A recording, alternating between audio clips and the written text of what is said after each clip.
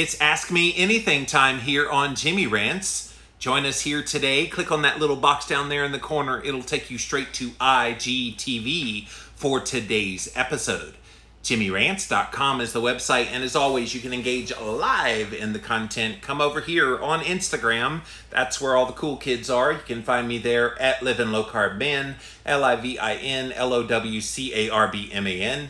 Once you're there, engage live. We do go live Monday through Friday at 11 a.m. Eastern Time, so be there, be square. We also simulcast over here on my Facebook page as well as on my YouTube video stream. Thank you all for being here today on Jimmy Rants. If you missed the live, you can watch it on replay on IGTV, so watch it there here on Instagram. You can also watch the past episodes over on YouTube. Just type in a keyword, Jimmy Rants, you will find the show. Finally, pop on over to the official website for this show. It is at JimmyRants.com. Once you're there, you can actually see all the past episodes there as well.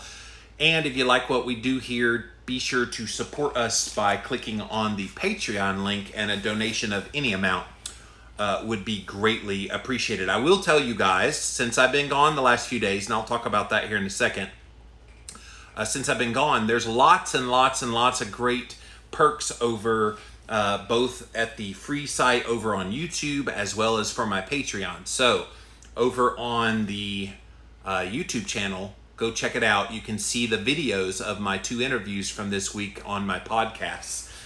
So go check those out.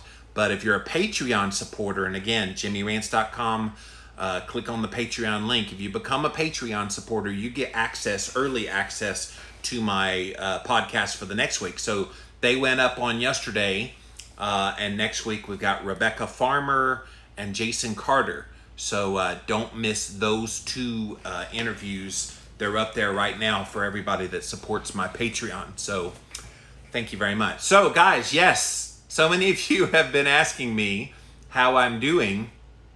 I woke up on Wednesday and I had this major headache. I was really fatigued. I'll tell you what happened too. When I woke up, and I generally wake up around 3 to 4 a.m., that's generally my jam. And when I woke up and a couple hours later, I was super tired and had to go lay back down again, I knew something was wrong. So that was kind of my first clue that something was happening. But then I had a headache and I felt nauseous, I felt spacey. And in fact, right now, I still feel a little bit spacey. I had diarrhea and I still have it even now. Not right now, because that would be gross, but I do have it still. And I was starting to have low-grade levels of fever. And I'm thinking, okay, I caught something. So Wednesday, I decided to chill out and not really do a whole lot. I canceled Jimmy Rants. I was hoping to do Jimmy Rants yesterday, and I came back yesterday, and about an hour ahead of time, I was just so feeling horrible that I was like, there's no way I can go on camera for an hour and keep up my energy. So that was pretty bad. And last night, you guys, was horrible. I went to sleep at 7:45 according to the Oura Ring, and I woke up at 9:15. My lower back was in such excruciating pain, and I couldn't make the pain go away. I was trying to stretch, and I was moving around. I was putting pillows between the legs, everything you could think of, and I wasn't able to alleviate the pain. So I got up. I took me some electrolyte supplementation. So I used the Keto Vitals, which is a mix of sodium, potassium, magnesium, all that. And in fact, I had made some little gummies out of that with some gelatin. And I ate a few of those, and then thankfully I have a massage chair that I was able to get in. It's got a little heating element, so I had the heat on, and I just basically worked the low back for 2.5 hours, just trying to get all that pain to subside. It finally did, and I was able to get to sleep, and I slept somewhere around midnight to 6:30, so wasn't long sleep, but the sleep was pretty good. And so that's been my life. So I have eaten. Several people, are you eating? I said, yeah. So Wednesday morning I had 2 ribeyes, and that's all I ate the whole day. Yesterday I had the 2 ribeyes in the morning, And then later in the day, I thought, okay, my stomach is kind of unsettled. Let me try to eat a little something. And I did. And then went to sleep and had all the issues I just described. Today, I've already had 2 ribeyes again. I haven't had, and it's gross, TMI alert, if you don't like gross stuff, I haven't had a solid bowel movement in 3 days. It's still runny. So whatever is in there is running its course. I do actually have enough energy. I'll tell you what I have been doing is drinking lots of electrolyte drinks. So I've been pretty much mainlining this stuff to try to help. I'm also just trying to stay plenty hydrated because when you have diarrhea, you do lose a lot of water. So I'm doing all the things, you guys. Several people have said, well, is it COVID-19? I'm not going to no doctor to see if it's COVID-19. It would have to be like much more severe before I would ever kind of go that route. And I'm hoping it doesn't get more severe, but I don't know what it is, to be honest with you. It could just be a stomach bug. See, we live in the era of COVID-19. If COVID-19 wasn't around, people would be like, oh, you just have a stomach bug. Like, nobody would even think anything of it. They wouldn't think twice about it. They would just say, oh, you just have a stomach bug. Now everything is COVID-19, COVID-19. No, not everything is COVID-19. But that's where I've been the last couple of days. Thank you guys for indulging me. I have missed doing this show, but there was no way I could have come on camera the last couple of days and had the energy to do a full hour of content. So yesterday I did do quite a bit of like on social media content, but coming on camera is a little more intense, energy needed and mental energy. And I'm even sensing right now I'm struggling just a little bit just because I'm not full force like I usually am when I come on here.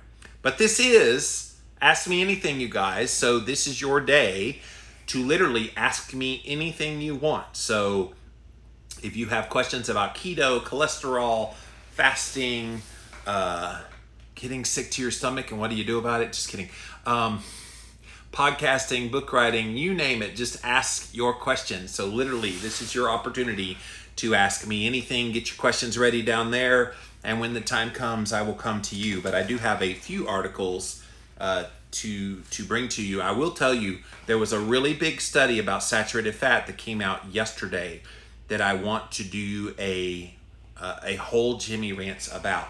Huge study, you guys.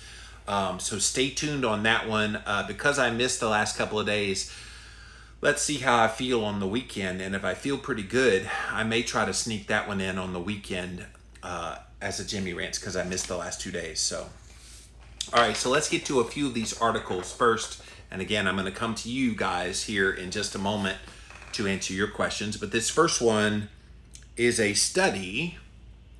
Neck gaiters may actually increase COVID-19 transmission, according to a study. So, you know those people that have the bandanas and then they kind of go down to their neck? They are finding that those kind of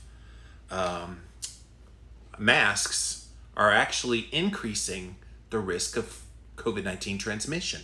The analysis was carried out by researchers at Duke University School of Medicine. I will tell you, my Keto Clarity co-author and Cholesterol Clarity co-author, Dr. Eric Westman, was a part of this research. And they were relying on the optimal measurement method that uses a laser beam and cell phone camera to track the number of droplets that emerged from an individual while they wore a mask.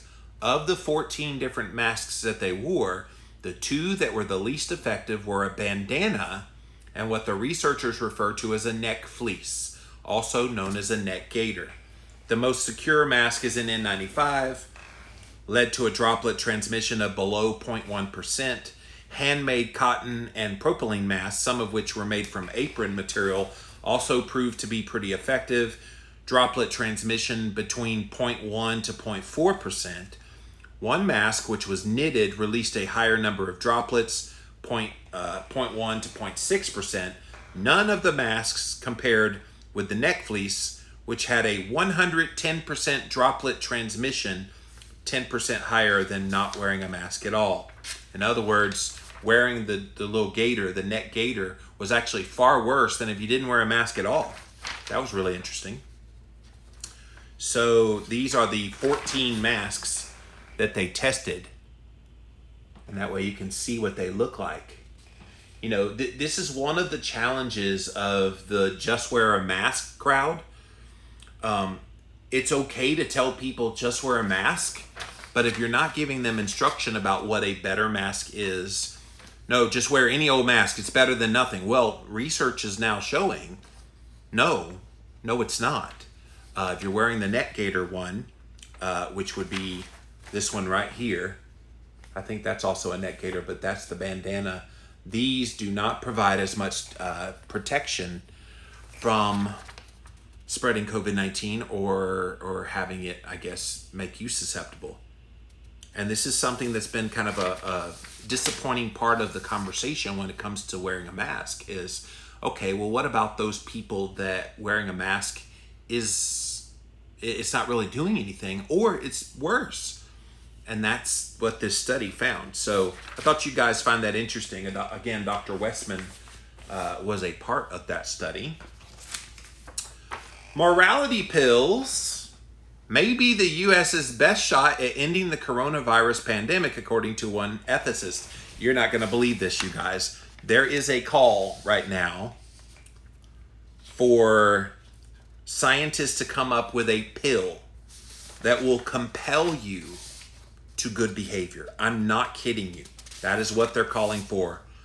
And they're saying that it needs to be forced on people who refuse to wear a mask, who refuse to take a vaccine, who refuse to do all the things. They want to use a psychoactive substance to get you to, quote, do the right thing. I'm not kidding you. Oxytocin, the chemical that, among other things, can induce labor and increase the bond between mother and child, may cause a person to become more empathetic and altruistic, more giving and generous. These substances have been shown to lower aggressive behavior in those with an antisocial personality disorder and to improve the ability of sociopaths to recognize emotion in others. They actually want to put this morality pill into people to make them wear a mask and take the vaccine.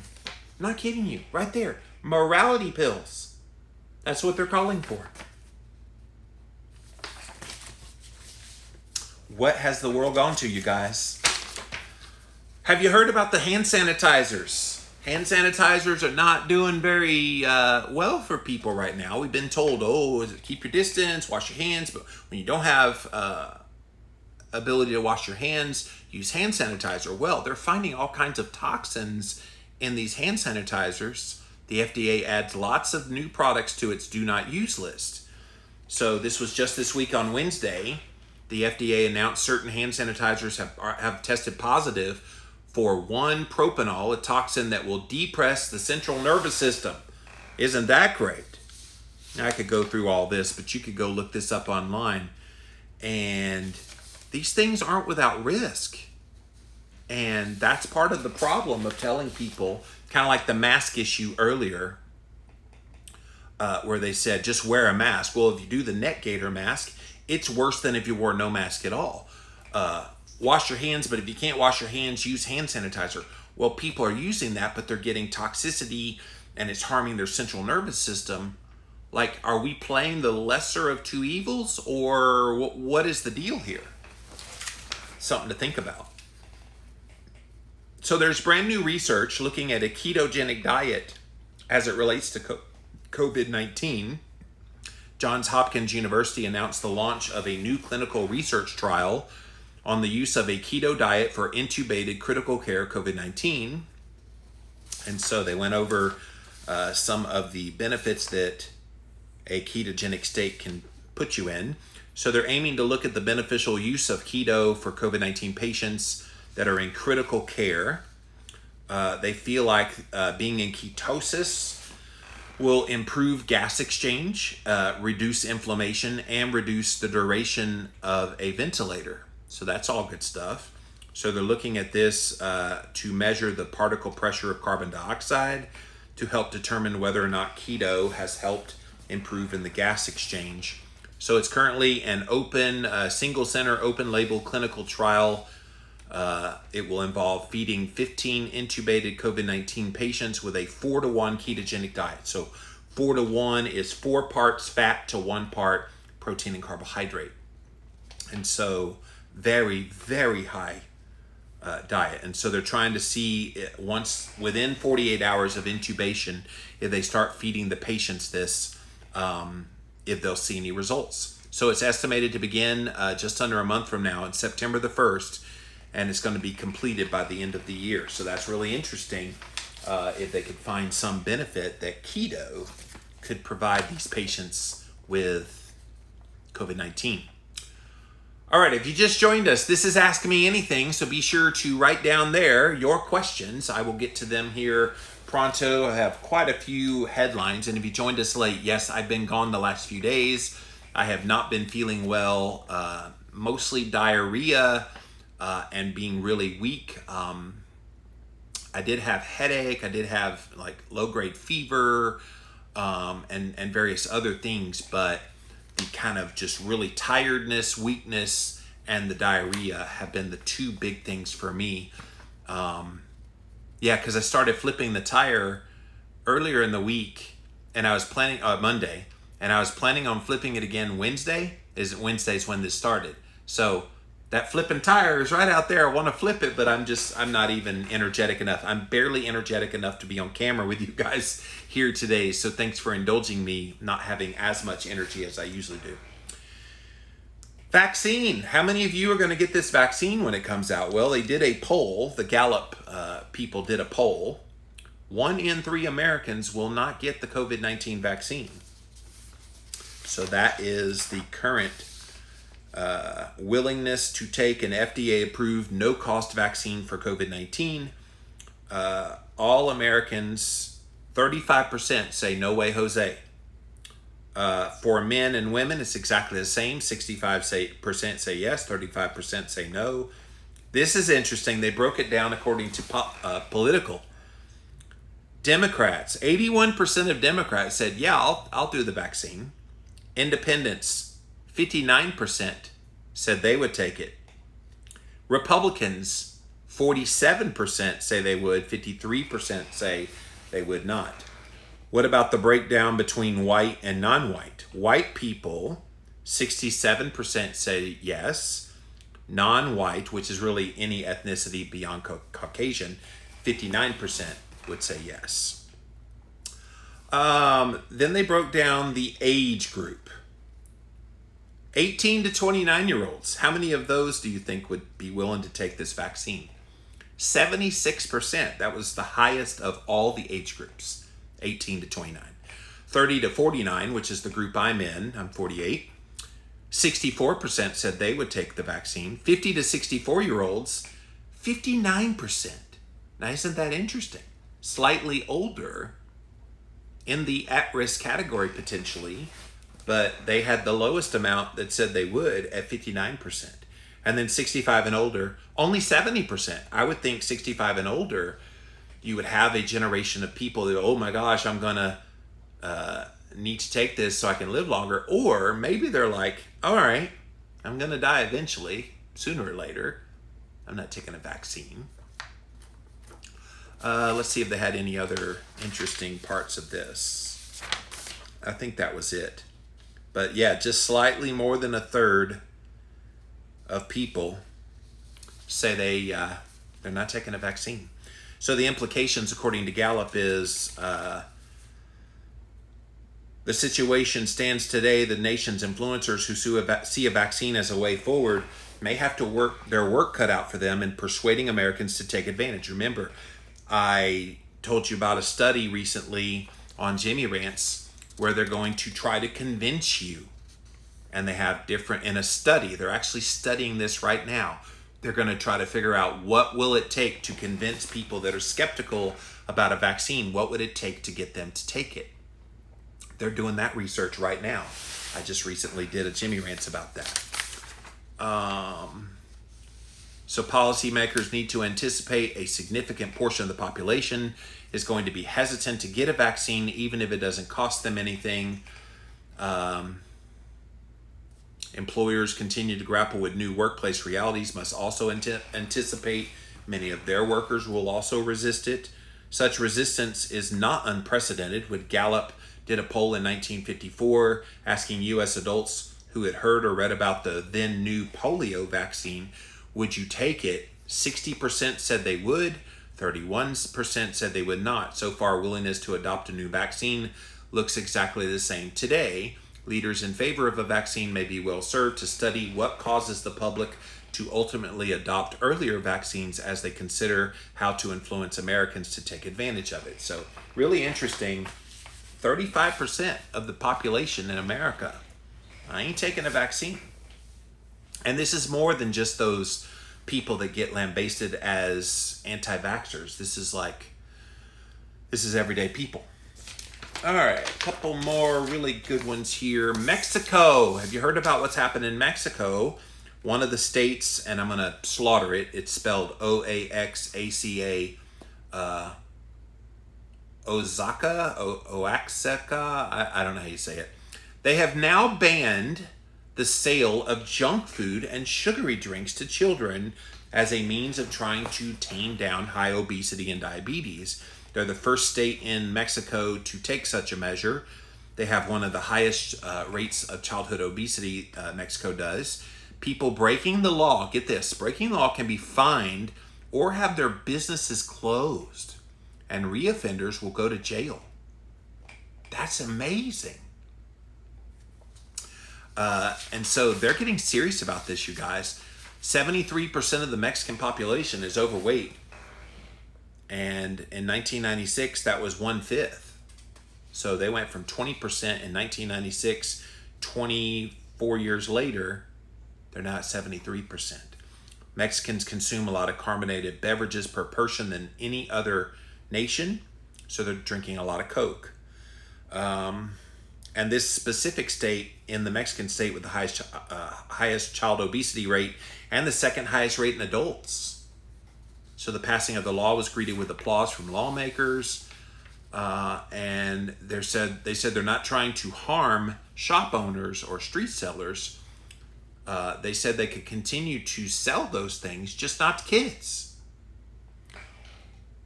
What is it? Wataka. Is that how you say it?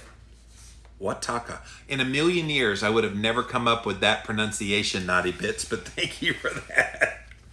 In 2014, Mexico had introduced a tax on sugary drinks and junk food, but it had so far stopped short of banning such sale. So, really, really interesting. And finally, then we're going to come to you guys with your questions. I had no questions ahead of time, so it's all you guys here today. This is Ask Me Anything. Literally, get your questions ready. We will answer your questions, so ask me anything, and literally we will answer you here today on Jimmy Rants. This last one is a study out of Nutrition and Metabolism is the journal. Effects of weight loss during a very low carbohydrate diet on specific adipose tissue deposits and insulin sensitivity in older adults with obesity. So they did a randomized controlled trial. And older adults are usually forgotten. Well, they're already older, they're already down the metabolic pathway that's going to lead them to disease, so why should we do anything? Study finds why you should do it. Insulin resistance and the accumulation of adipose tissue places aging adults with obesity at a high risk of cardiometabolic disease. A very low carbohydrate diet may be a means of promoting fat loss from the visceral cavity and skeletal muscle without compromising their lean muscle mass. And it also improves insulin sensitivity in aging adults. So they wanted to see if it promoted a very low carbohydrate diet, ketogenic diet, if it promoted a greater loss of total fat, preserve lean mass, and improve insulin sensitivity as compared to the standard high carb, low fat diet in older adults with obesity. So what they did was they took 34 men and women between the ages of 60 to 75. All of them were obese with a BMI of 30 to 40 kilograms. They were randomized to a diet prescribed of either a very low carbohydrate diet, which was 65% of energy coming from from fat and protein, or a low fat diet, which was 55% carbohydrate for 8 weeks. So over a period of 8 weeks, they wanted to see what would happen. They did DEXA scans, they did MRI, they did insulin sensitivity and lipids by a fasting blood draw. Patients lost, on average, 9.7 pounds and 2% in total fat following the very low carb diet and low fat diet, respectively. The very low carb diet experienced threefold greater loss in their visceral fat, though, as compared to the low fat diet. Huge. And a greater decrease in thigh IMAT, which is just another advanced way of looking at some of the visceral fat. The very low carbohydrate diet group also significantly had greater loss of total fat mass over the 8-week period, and had greater increases in insulin sensitivity and HDL cholesterol, which is the good cholesterol, decreases in fasting insulin and triglycerides as compared to the low-fat diet group. So yet another study showing the efficacy of a very low-carb ketogenic diet as it relates to insulin sensitivity and fat loss. And in that population was the older crowd. So those were 60 to 75-year-olds that they were testing this, and a very low carbohydrate diet actually improved them. So don't you dare let anybody ever tell you, well, I'm too old to try that keto thing. I'm too old to try to do anything because nothing's going to work. Want to bet? We now have research, again in the Nutrition and Metabolism Journal, that says otherwise. All right, guys, let's come over to you guys. Looks like I did have a couple questions come in here. Would you get tested for COVID? So I suppose if I had the traditional symptoms of COVID, and if you joined us late, I have been out of commission the last few days. I'll be honest with you, I'm on camera right now and I'm feeling very weak. And I really want to do this Ask Me Anything today, because you take away Jimmy Rants, you take away a part of me a little bit. But I started having symptoms of headache and low-grade fever, like 99.34. I had diarrhea has been persistent. I've been very fatigued. I think I slept on Wednesday a total of about 12, 13 hours. And it just hit me hard. And remember, those of you that watch me all the time, this happened to me about 2.5, 3 months ago, where I had that one day, no diarrhea, but I had the one day where I was just incredibly tired and it hit me hard. Well, that's what it felt like on Wednesday, except I had the added bonus of a headache and the diarrhea. And then, it persisted all day yesterday, and it's persisting today. This is the best I've felt in a few days, and I have been electrolyting up. And so I'm doing all the things that I can. To your question, absolutely I would if I felt like I needed to get tested. I have had the antibodies tested, and I'm free of antibodies. I don't have the antibodies. But yeah, I guess I would if I felt like I had COVID. All right. What about kidney stones appearing in people who are older and they start eating keto? That's a great question, Joshua. And I remember I used to do a podcast, Keto Talk podcast with Dr. Adam Nally. And I remember bringing that to Adam's attention when we got some questions about that. He said something about kidney stones that I did not know. He said, do you know, I can always tell people who cheat on their ketogenic diet? And I'm like, how? He said, they get a kidney stone. And he said, generally, if you stay on keto and you stick with it, then you don't get kidney stones. But if the kidney stones appear, whether you're older or not, if they appear, it means they were on keto, got in a ketogenic state, got off of keto with a cheat, and even if they got back on, that going off plan actually can lead to kidney stone production. I thought, wow, that is really interesting. Now, there's lots of reasons why kidney stones would develop. And many people have talked about that over the years, but I just thought that would be interesting for you to hear. So thank you for that question.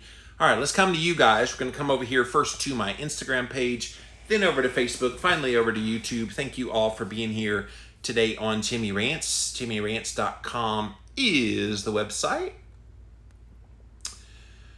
Haggai says, have you ever had your testosterone levels checked and considered testosterone replacement therapy? So I'll answer the second one first. Yes, I have considered testosterone replacement therapy, but then before I did that, I thought, okay, let's see what I can do lifestyle and nutrition wise. So I'll tell you one thing that was very profound for me regarding my testosterone. I had it run early last year, like February last year, and my total testosterone was somewhere around like 350, 400. It was low. But a man in his upper 40s, you would expect that. But that was also the exact same time that I decided to shift over to more of a carnivore diet. So I've been eating carnivore now for about a year and a half, just almost, over a year and a half now. And something pretty radical happened when I tested again in July. Now, keep in mind, I also was slowing down in my work at the time, getting ready for the sabbatical. But when I tested my testosterone levels after, what would that have been, about 6 months on carnivore, they'd gone up to 700. So I realized at that point, I didn't need a testosterone replacement. My body knows how to make testosterone. What I needed to do was fuel it well and de-stress and do all the things. So for me, no, it is not an option. I feel like naturally you can probably get there. Most people that opt for testosterone replacement therapy, you're going to be on it for the rest of your life. And I don't think they've fully exhausted all the ways that you can raise your testosterone naturally. So I would be hesitant about that. I remember having a long conversation with Dr. Ron Rosedale about this at one time. He's like, dude, avoid it as much as you can. He said, yeah, you'll feel good. You'll get all the feels. You get all the everything that you get from that. But he said, it's not the be all end all. He said, try to work it from the other angle. Don't take testosterone replacement to lose weight and to feel more manly. Don't do it that way. He said, do all the things you can to make your testosterone go higher.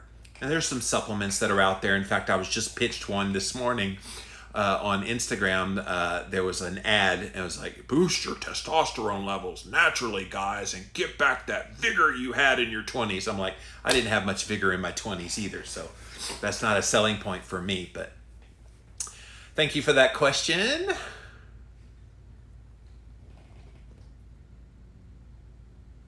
Natasha says, I have a friend that just started on keto. Her feet swell a lot from an old injury. She's afraid to add any salt to her diet for fear of more swelling. Doesn't she need it? Yeah, she actually needs more salt. And see, here's the thing. So she just started keto. It takes a good adaptation period of, for most people, about 4 to 6 weeks before you're fully keto adapted and you start getting all the benefits from that. So absolutely. And when you go first start keto, what is your body doing? It's dumping salt. And so you have to replenish salt all the more, especially when you start. So if she's got foot swelling, that's inflammation. And so she wants to lower the inflammation, but you have to replenish the salt. And I would tell her that when you go keto, you're dumping salt out of your body, so you have to just replenish it. That way she doesn't freak out and think she's getting all this extra salt. No, you're just replenishing what you lost. So hopefully that helps you out, Natasha.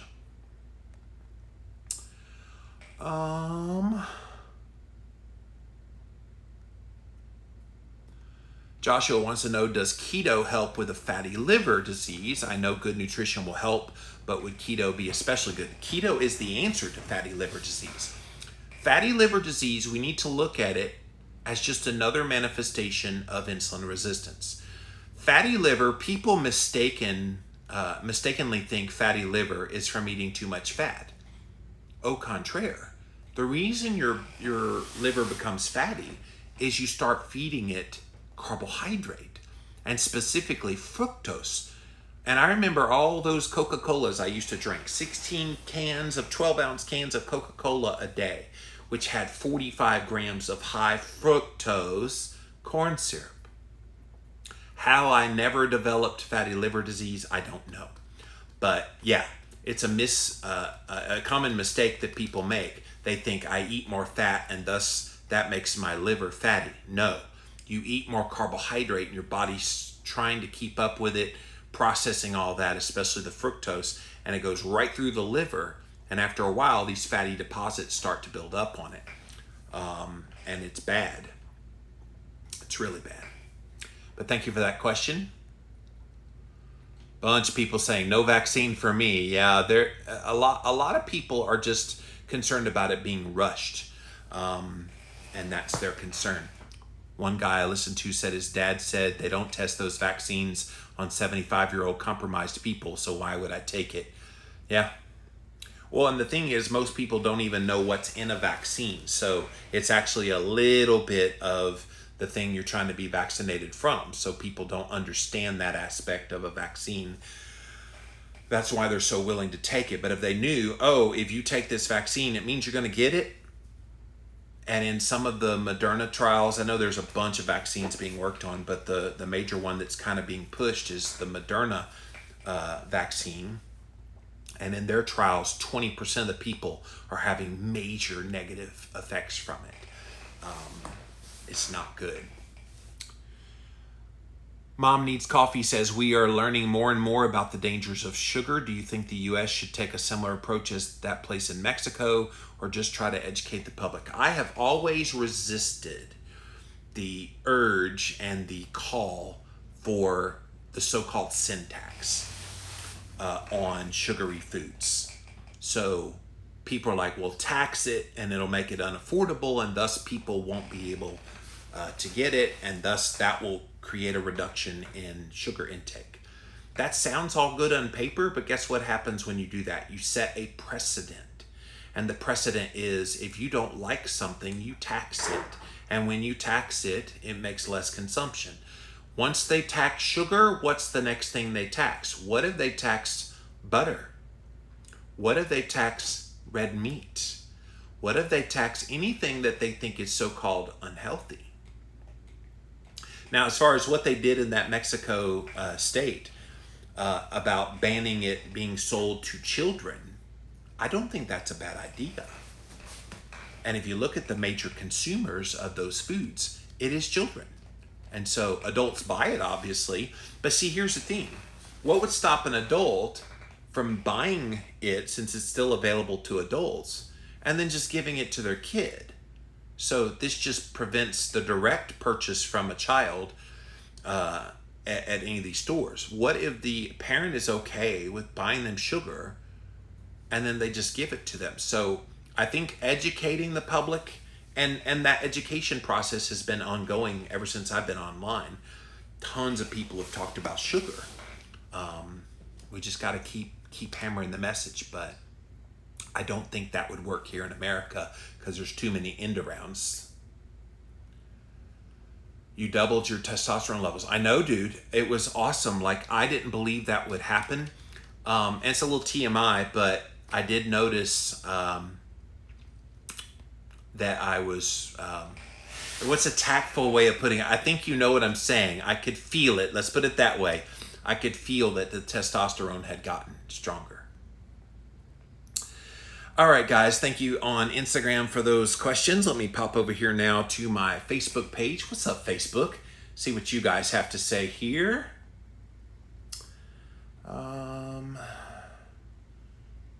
Does the dawn phenomenon, higher blood glucose in the morning, change, or does it go through cycles in your keto lifestyle? Sometimes it's higher for a while, sometimes it's lower. Great question. So yes, higher levels of blood glucose in the morning, people freak out about. It's actually an incredibly normal aspect of people that go keto. Not everybody that goes keto has the higher blood sugar in the morning, but you have to look at it as your body is responding to the glucose dependent functions of the body. So if you have this higher blood glucose in the morning, And then suddenly things normalize for a little while, Hank, and you're able to have normal blood sugars in the morning, but then suddenly you see it back up again. Just know your body is adjusting to what it needs. Maybe in those times when it was lower, your body was able to get the blood glucose that it needed for the glucose dependent functions in the body from other sources without it having to be stored up. But when you wake up in the morning, you do tend to have higher blood glucose, and it stands to reason. The cortisol response that helps to wake you up raises your blood sugar levels, which then raises insulin slightly as well. So in the morning time is when you are most insulin resistant. This is why it's so amazing to me. People wake up in the morning, and what's the first thing, I'm talking about regular everyday people, what's the first thing they do? They pour a glass of fat-free milk into some cereal, breakfast cereal, have some orange juice, maybe a bagel, maybe a banana. It's carb, carb, carb, carb, carb. At the very moment of the day when their body has plenty of glucose in it. This is the ironic thing. You have higher glucose in the morning, and yet all those people that have the same thing, but then they add more glucose on top of it, are just setting themselves up for failure. This is why eating bacon and eggs is totally good, because when you have that higher glucose in the morning, that's not going to raise glucose. But then a few hours later, once the glucose dependent functions of the body get all served, you've got the nutrition you need to help you fast pretty much the whole day. So yeah, you will go through cycles of that, and it's okay. Just know that it's a good thing in the context of the totality of your blood sugar. It's just that one point in the day where people freak out, and the rest of the day it's completely normal. In the 80s, maybe even in the 70s, but that 110 in the morning freaks people out. Tracy says, I've lost a significant amount of weight, yet I still have more to lose. I still have family members that make fat jokes about me. Have you ever had this happen? So frustrated because I'm not the same old fat chick. Yeah, it is a disgraceful part of our culture that we expect people to reach perfection once they start on a weight loss or health journey. I have never understood that concept of thinking that we needed to be perfect in order to be better. In my opinion, if you used to weigh 300 pounds and you now weigh 250 pounds, but your goal is 200 pounds or whatever, I'm just making up a bunch of numbers, you lost 50 pounds. You're in a far better place than you were at 300 pounds. I don't understand why we don't celebrate people, especially people still engaged. This is what I did a whole kind of rant last week on Ask Me Anything on Jimmy Rants. If you missed it last week, go watch it again. I highlighted it on YouTube if you want to go look at it. But this guy was trying to make me feel bad because I still have weight on the body. And I'm like, look, I'm over 100 pounds down from my highest weight, and I have been for over 15 years. So it's like we don't need to negate good stuff that happens to people. But you can't control, unfortunately, family especially, Tracy.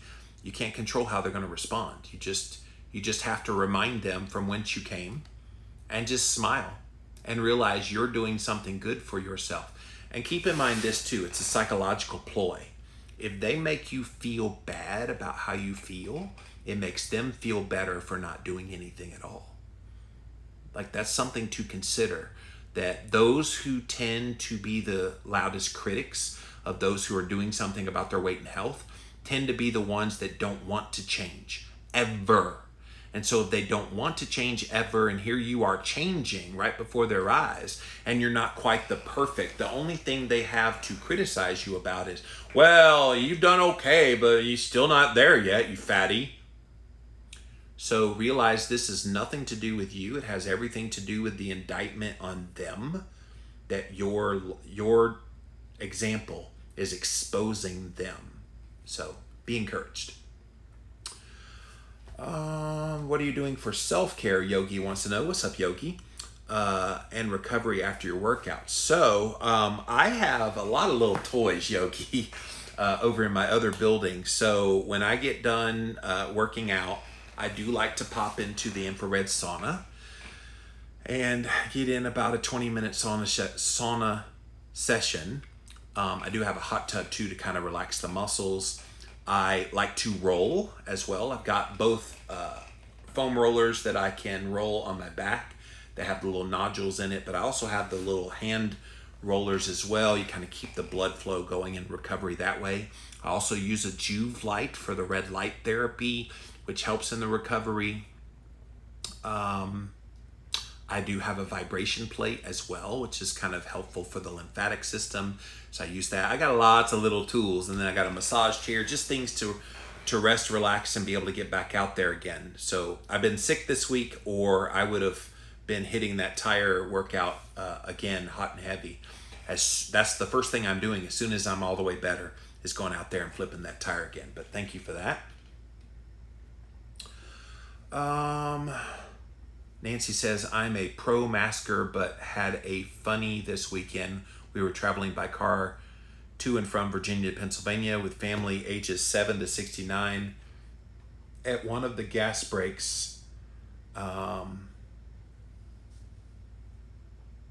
in Delaware, even I got spooked by a wear your mask or else it's the law message that boomed out over the audio system while we were stopped. I felt like I was in a sci-fi movie. Oh, that's wicked. So you stopped at a rest stop at a gas station and it said, wear your mask or else it's the law. Yeah, that would freak me out. Oh, I don't know about that. Why is it so hard to lose weight when you're stressed, therefore cortisol high, says Patricia. Stress plays a very strange role in the body. Yes, the cortisol response is certainly a tricky part of it. And cortisol is one of the hormones, just like insulin, just like a bunch of the other ones that are in the body. And so when cortisol goes up, it makes all the other hormones go haywire. And so cortisol goes up, and that raises blood sugar, and then insulin has to go up in response to the blood sugar going up. This is why if you're ever wearing a continuous glucose monitor and you get like upset about something, maybe your kid does something and you have to yell at them or whatever, test your blood sugar and you'll see it's gone way up. Well, that's the cortisol raising the blood sugar. And then the insulin has to bring that down, but you've had no food to instigate that. So it's hard because once insulin is high, fat loss cannot commence when insulin is high. So you have to keep insulin low. So this is why when even you have this low level of stress that's keeping your cortisol elevated even slightly, you're going to have problems with weight loss. So it's a tricky little balance. You'll figure it out. Thank you, Patricia. And thank you, Facebook. Let me pop over here now to my YouTube channel, see what they have to say here. Just got back home from work listening to you and Allie Miller. Great to see you up and kicking. Yeah, I'm up and barely kicking. So Harpsy wants to know, how about nutrition designed for the human brain? Imagine how the world would change for the better. Oh my gosh, yeah. We need to be customizing it for sure to the human brain. Am I the only one who does not trust the vaccine? No, according to that Gallup poll, 35% of the people don't. Ragin Vocals, can carbohydrates, just like calories, be burned off with exercise? Great question. Technically, yes, they can, but this is the problem. People think that carbohydrates are just energy. They just think, okay, I'm eating an obligate amount of calories worth of carbohydrate, so therefore I'll just burn off those calories and it's no harm, no foul. So let me go eat a piece of chocolate cake and then go work out the gym and all is well. Well, no, it doesn't work that way. If carbohydrates were only energy and nothing more, then I would agree with that. Yes, you could go burn it off. But the problem is carbohydrates, especially the crappiest of crappy carbohydrate, it's actually more than just energy. It's going to directly impact your liver. So I asked about fatty liver earlier. It's going to directly go to the liver, and the liver has to deal with that. Calories or no calories, the liver has to deal with that. It also is going to impact your insulin levels and other hormones in the body. It's just got this kind of cascade of events that goes well beyond their energy content of the carbohydrates. So no, I don't think you can just work off excess carbohydrates.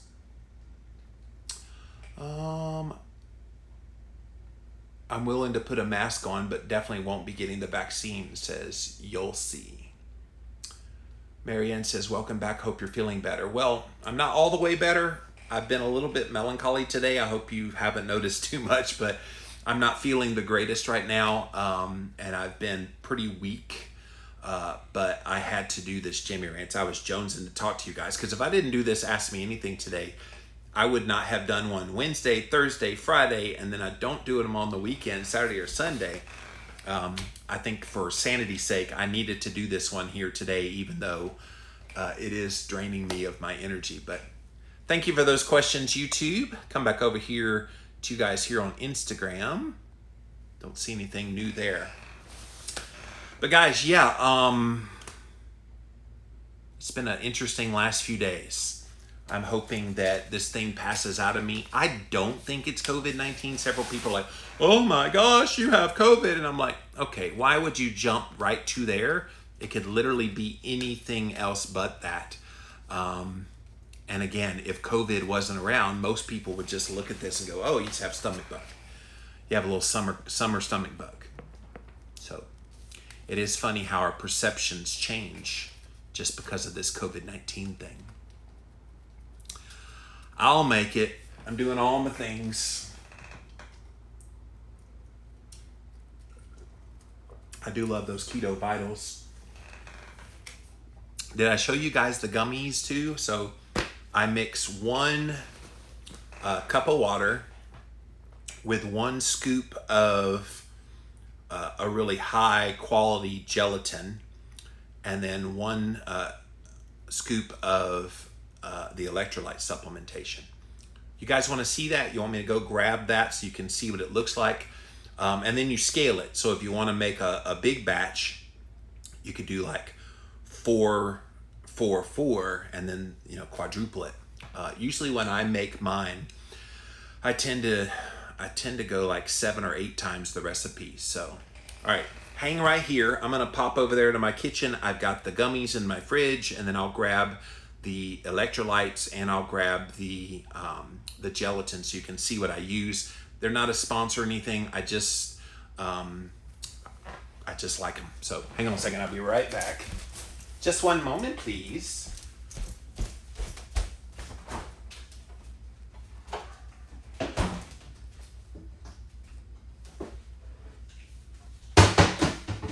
All right, you guys, I'm coming back.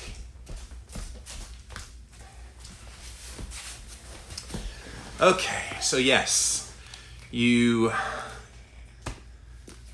take 1 scoop of this beef gelatin. I've got this one from Vital Proteins. I also use one from a company called Further Food.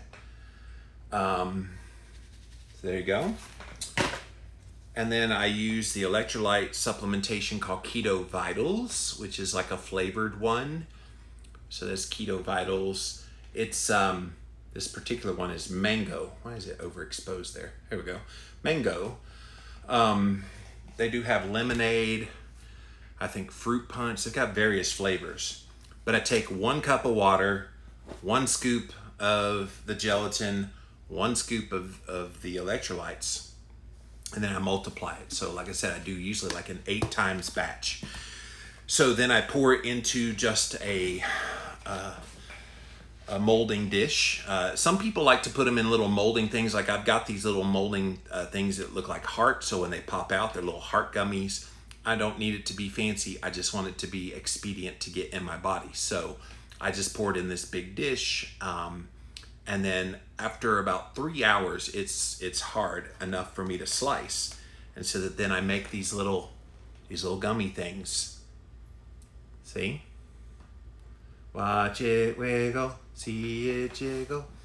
I know, I'm showing my age with that jingle, but you eat it, and I get the electrolyte supplementation along with some good collagen in there. And the Vital Proteins guys, they use grass-fed beef, pasture-raised, good for your skin, hair, nails, joints. So if you don't use gelatin already, this is a creative way to mix both gelatin with some electrolyte supplementation.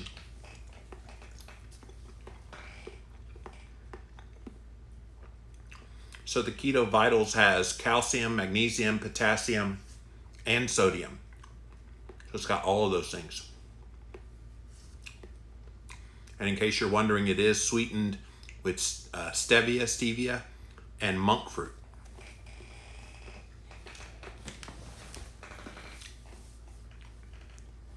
So good.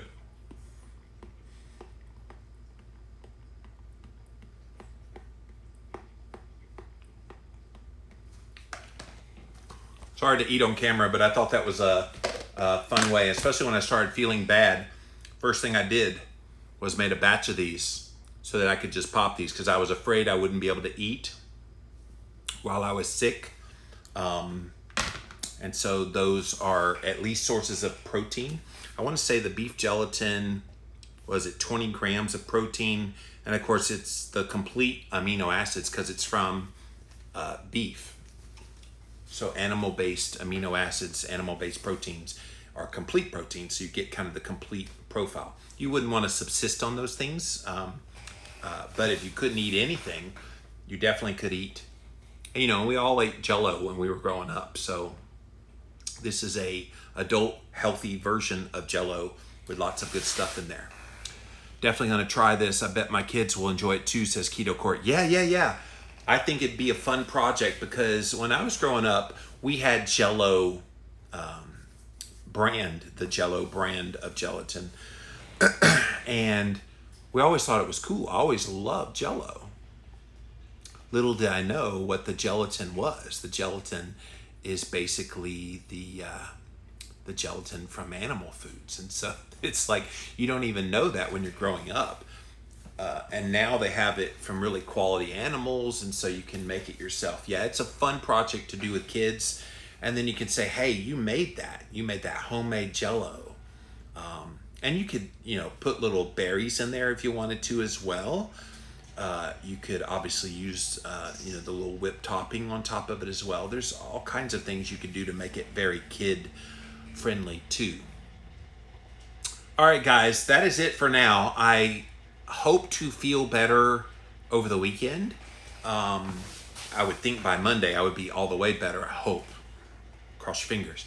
But if I'm better enough over the weekend, I may try to do that study that came out yesterday. Huge study came out yesterday supporting saturated fat not being harmful to your health. It was a huge published study that I definitely want to give you all the details about. So stay tuned for that.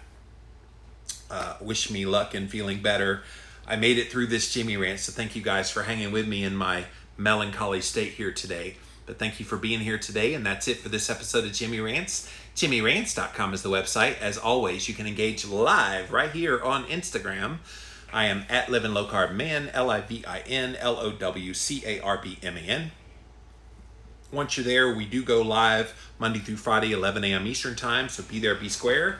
We also simulcast over on my Facebook page, as well as over on my YouTube channel. Thank you all for being here today on Jimmy Rants. If you missed the live, you can watch it on replay on IGTV. We also throw the past episodes up over on YouTube. Type in a keyword Jimmy Rants, you will find the show. And don't forget about YouTube. We got some bonus episodes over there from my podcast this week that you can watch. And then finally, JimmyRants.com is the official website for this show. Pop over there. You can see all the past episodes there. And while you're there, if you like what I do here, definitely support me. I'm trying to get away completely in all of my business model, getting away from sponsorships. I think you guys appreciate information, and if you get value out of this show and all the things that I do, show me some love and click on that Patreon link, and a donation of any amount would be greatly appreciated. All right, guys, that's it for now. We'll see you again real soon. Bye. All right.